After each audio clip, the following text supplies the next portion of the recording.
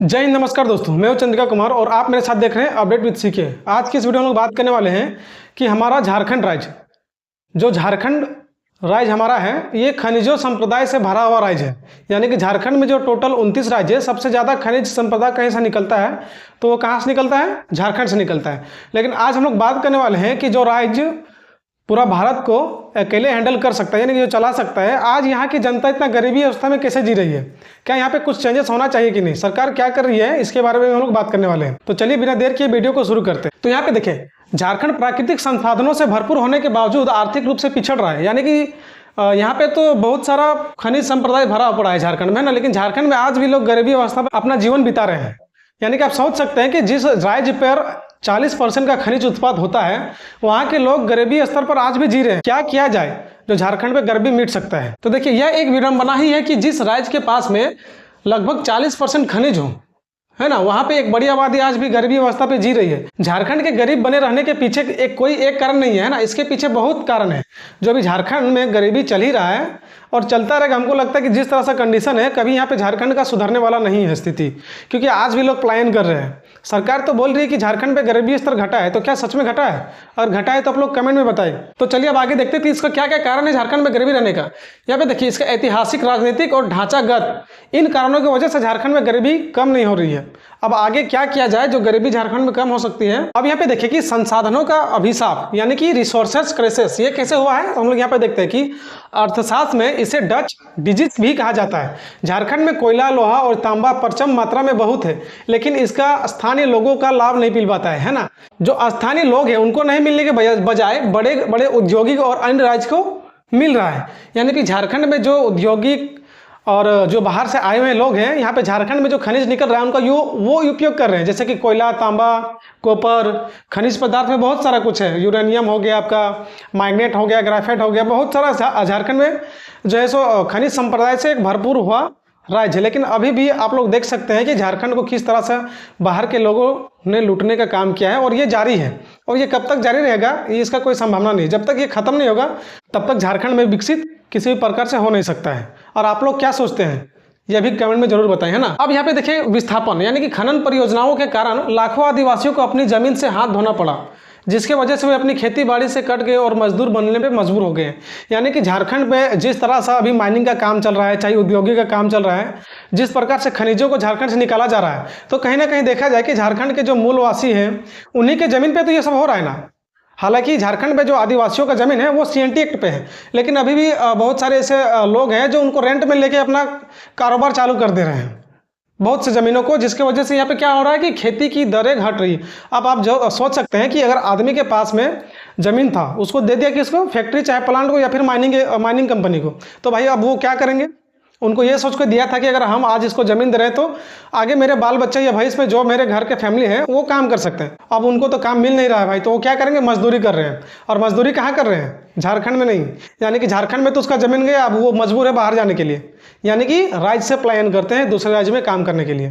तो आप सोच सकते हैं कि ये किस हद तक सही है। और झारखंड राज्य के जो भी सरकार है उनको क्या इस पर एक्शन लेना चाहिए, ताकि झारखंड में गरीबी कम हो सके और जो लोग बाहर जाते हैं पलायन करने के लिए, वो झारखंड में ही अपना एक अस्थायी काम को पा सके। ऐसे तो बहुत सारे मुद्दे हैं, हम लोग हर एक चीज़ पे बात करने वाले हैं, तो वीडियो को आप लोग शुरू से लास्ट तक जरूर देखें।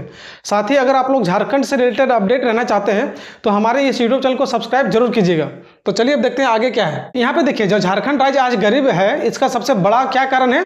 तो यहाँ की राजनीतिक अवस्था है वो सबसे घटिया रही है ना। अब कैसे रही है तो मैं यहाँ पे बताता हूँ आपको। तो यहाँ पे देखिए, राज्य गठन कब हुआ था हमारा? 15 नवंबर 2000 ईस्वी को। यानी कि झारखंड जब बिहार से अलग हुआ उसके बाद से अभी तक 26 साल बीत चुका है। तो हमारे पूर्वजों ने ये सोच के झारखंड को एक अलग राज्य बनाया था। वो सोच रहे थे कि यहाँ पे अगर हमारा अलग राज्य होगा तो यहाँ विकसित होगा, यहाँ के लोगों को जो रोजगार मिलेगा, काम मिलेगा, वो अपने ज़मीनों को अपने हक अधिकार के लिए संभाल के रख सकते हैं। लेकिन हो रहा है उल्टा। जो हमारे पूर्वज जैसे सिद्धू कानू हो गया, चाहे भगवान बिरसा मुंडा, उनको ये सोच था कि आज अगर हम अपने ज़मीन को बचा के रखेंगे तो कल मेरे लिए ये काम देगा, है ना, हमारे कल के भविष्य के लिए काम देगा। और ये कब ये लोग ब्रिटिश से छीन रहे थे, लेकिन आज के दिन में क्या हो रहा है कि ब्रिटिश के बजाय अभी यहाँ पे बड़े बड़े उद्योगपति, बड़े बड़े ठेकेदार, बड़ा बड़ा कंपनियां, बड़ा बड़ा माइनिंग कंपनी जो आता है, वो एक तरह से देखा जाए तो यहाँ पे अतिक्रमण अब कर रहे हैं। जैसे कि मैंने आपको कहा कि राजनीतिक अस्थिरता, यानी कि झारखंड की राजनीतिक अस्थिरता पे नहीं रही है। अब कैसे नहीं रही, तो यहाँ पे देखिए कि बार बार मुख्यमंत्री बदले गए और राष्ट्रपति शासन लागू हुआ, यानी कि जिस राज्य पे 2 साल 3 साल 2 महीना 8 महीना 9 महीना इस तरह से यहाँ पे झारखंड का मुख्यमंत्री रहे हैं। तो आप समझ सकते हैं कि किसी भी जगह पे अगर कोई भी मुख्यमंत्री हो, चाहे वो किसी पार्टी का हो, हम किसी को एक को लेकर नहीं आपको बोलने वाले हैं, यानी कि किसी भी पार्टी का अगर अस्थिरता बना रहता तो आज झारखंड इस कगार पर नहीं होता।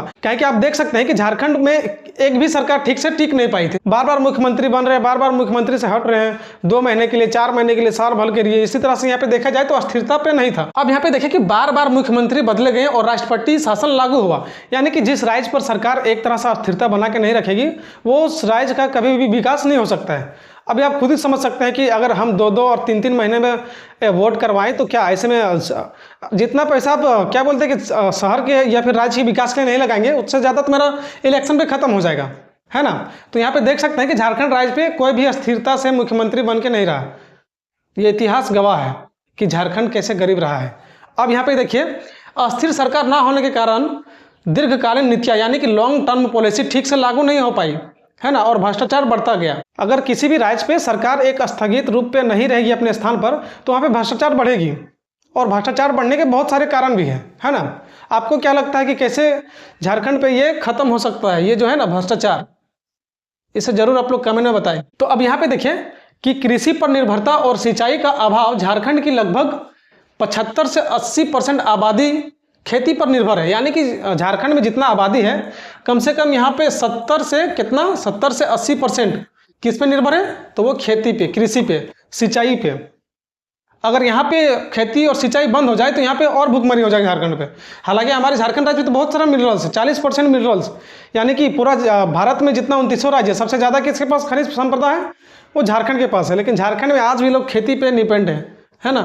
70 से 80% खेती होता है। सो भी क्या, किस प्रकार से, यहाँ पे देखिए खेती भी कितना मुश्किल से हो रहा है, वो समझते हैं हम लोग। तो यहाँ पे देखिए जो झारखंड के लोग खेती करते हैं तो वो किसके भरोसे, मानसून के भरोसे, यानी कि जब वर्षा होगी तो उसी से हम लोग खेती करेंगे। और झारखंड में सबसे ज़्यादा खेती किस चीज़ की होती है, तो धान की होती है। ये जीके, झारखंड जीके में पूछा जा सकता है, ये सब बहुत मेन टॉपिक वाला सवाल है।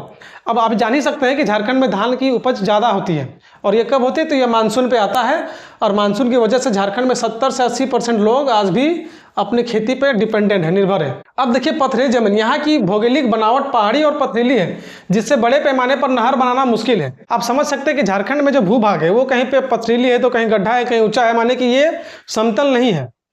तो इसी की वजह से यहाँ पे जो नहर बनाना है वो मुश्किल होता है। जो पानी को किसी नदी पर डैम बना के अगर उसको ट्रांसपोर्ट किया जाता है तो उसके लिए नहर बनाया जाता है। लेकिन अगर यहाँ पे आप नहर बनाएंगे तो आपको बहुत सारे बाधाएं देखने को मिलेंगे, क्योंकि कब पहाड़ आ जाता है, कब गड्ढा आ जाता है, कब नदी नाला यहाँ पे पता नहीं चलता है। यानी कि झारखंड, झार और खंड से बना एक राज्य झारखंड है। तो यहाँ पे आप समझ ही सकते हैं किस तरह से मुश्किलों का सामना करना पड़ता है यहाँ के किसानों को। अब यहाँ पे देखिए एकल फसल, यानी कि सिंचाई की सुविधा ना होने के कारण किसान साल में केवल एक ही फसल यानी कि धान उगा पाते हैं। आप समझ सकते हैं कि सारा यहाँ के किसान एक ही चीज़ पर डिपेंड और निर्भर है, तो वो है क्या, धान पर। सो भी कितना मुश्किल से करते हैं, आप समझ सकते हैं मानसून के दिनों पर ही यहाँ पे धान की बुआई की जाती है। अब यहाँ पे देखिए कि बुनियादी ढांचा यानी कि इंफ्रास्ट्रक्चर की कमी, औद्योगिक हब होने के बावजूद ग्रामीण सड़क इलाके में बिजली और शिक्षा स्थिति लंबे समय तक खराब है। यानी कि झारखंड में एक औद्योगिक क्षेत्र होने के बावजूद भी यहाँ पे ना शिक्षा को बढ़िया से किया जा रहा है, ना आपका सड़क, पानी, बिजली। अभी भी आप सड़क में जाओगे तो आपको अचानक से इतना गड्ढा दिखेगा बरसात के मौके पे। आप तो देख रहे हैं कि एकदम पूरा साफ है ना, और अचानक कब आप इतना अंदर चले जाएंगे पता नहीं चलेगा, आपका टायर कब चला जाए गड्ढा पे वो भी नहीं पता चलेगा आपको।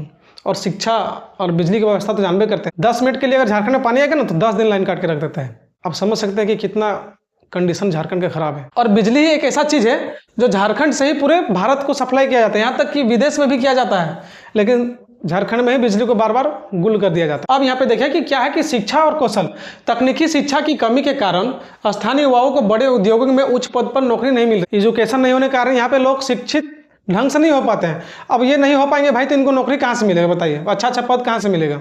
और जो अगर मेहनत कर रहे हैं अपना दिन रात एक करके, झारखंड के अभी स्टूडेंट जो लोग वो पढ़ रहे हैं, वो पढ़ाई तो करते हैं लेकिन सरकार वैकेंसी नहीं निकालती है।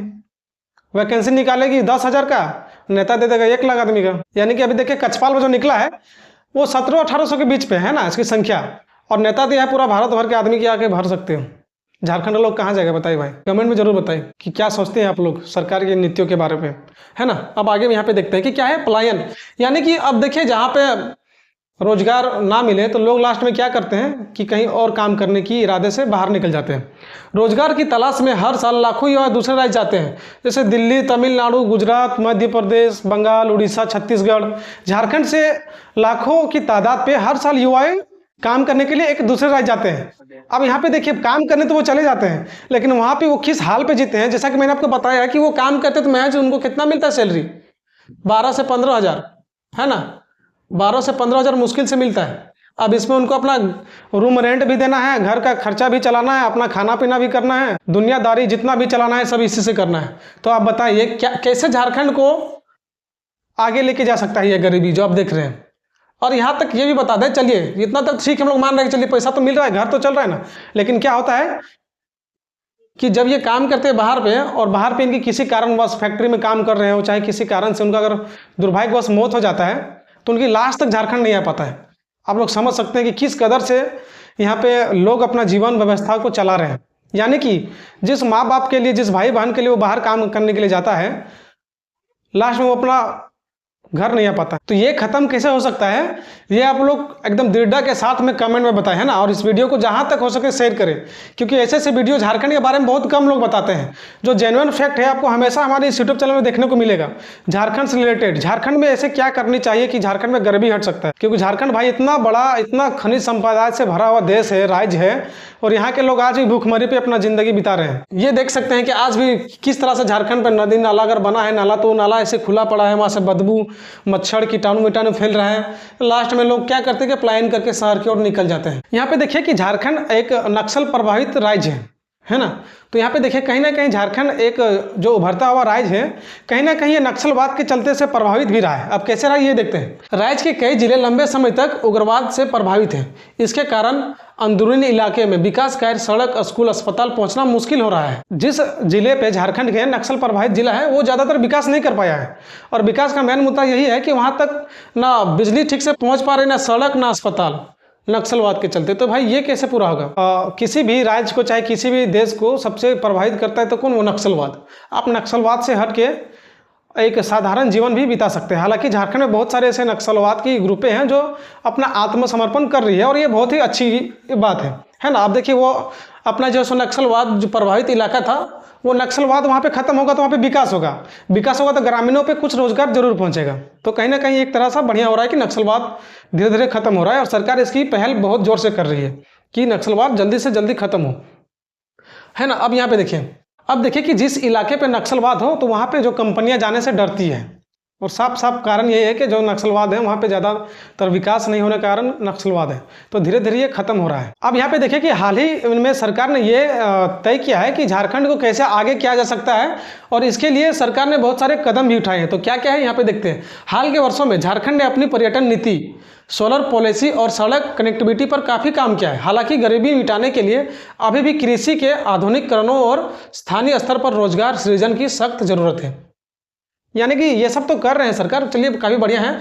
अभी देखिए कृषि के लिए सरकार ये सोलर पैनल फ्री किया है। यानी कि जो किसान है वो लोग सोलर पैनल के माध्यम से, जिस जगह पे बिजली नहीं जा रही है तो वहाँ पे सोलर के माध्यम से वो खेती कर सकते हैं। तो आप लोग क्या सोचते हैं कि झारखंड में गरीबी कैसे कम किया जा सके, और सरकार को आप लोग क्या सजेशन देना चाहते हैं कि झारखंड पे हमेशा लोग पलायन करने से बचे और झारखंड के युवाओं का जान बच सके। कमेंट में जरूर बताएं। मिलते हैं इसी तरह के वीडियो में, तब तक के लिए जय हिंद, जय भारत।